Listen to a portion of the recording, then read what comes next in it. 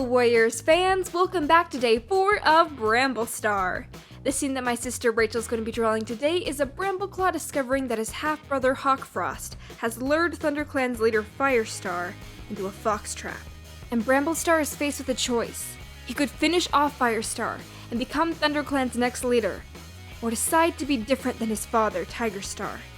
To be loyal to his clan, to do the right thing, to save Firestar, and turn against Hawkfrost. I'll read this scene to you now. It's on pages 295 through 300 of Sunset. Brambleclaw stared down at his clan leader. He still couldn't move. He knew all that he had to do was tighten the noose around Firestar's neck. He would lose all of his remaining 6 lives at once.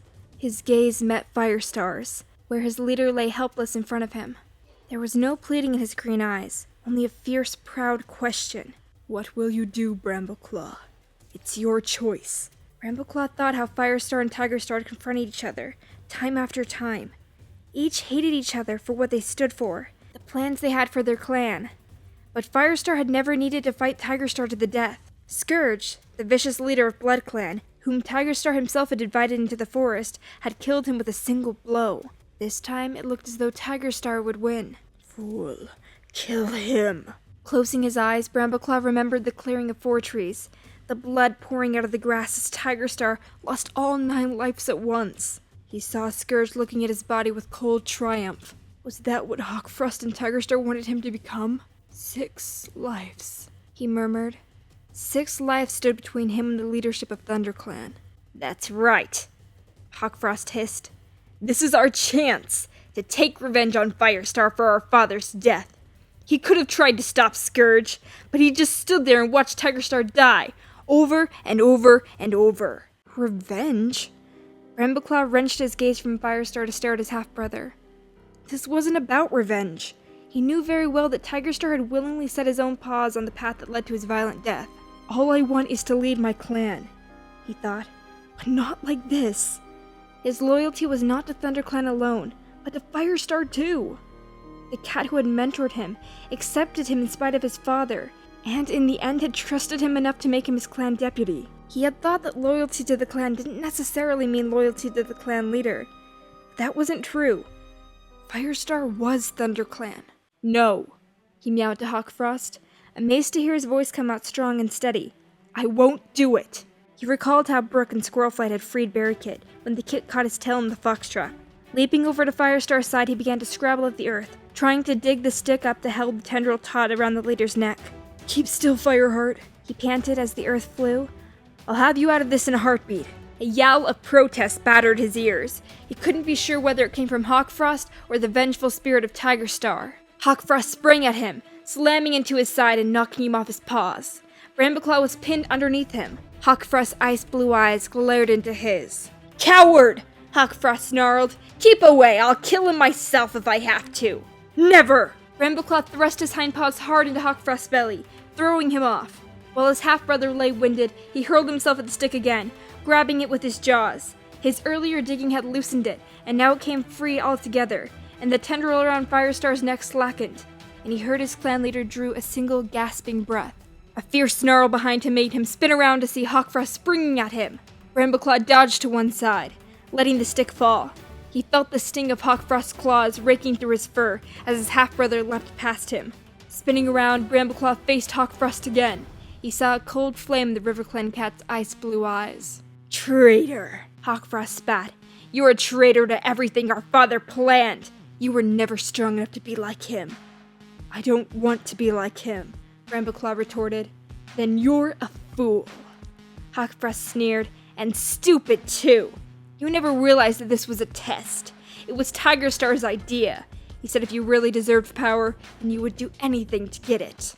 Even kill my clan leader? Especially that. You're as weak as Tigerstar feared. We have great plans for the forest, he and I, and you could have been part of them. But we don't need you."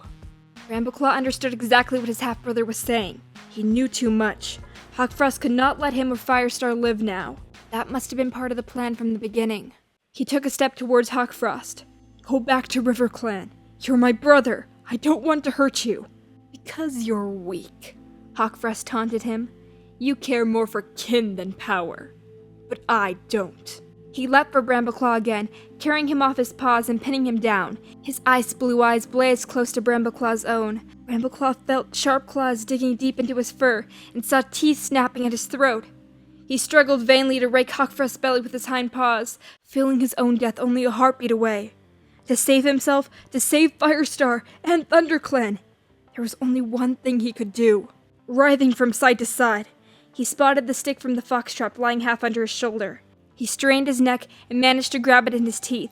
As Hawkfrost lunged towards him, he heaved the stick around and felt the sharpened end sink deep into Hawkfrost's throat. Hawkfrost stiffened with a horrible gurgling sound, and then fell limp and heavy on Brambleclaw's chest. Shocked, Brambleclaw struggled free of his half-brother's body and let go of the stick. It fell to the ground, leaving a ragged wound in Hawkfrost's throat. Scarlet blood splashed onto the earth, faster and faster, until it started to spill down towards the lakeshore. "Hawkfrost!" Brambleclaw gasped.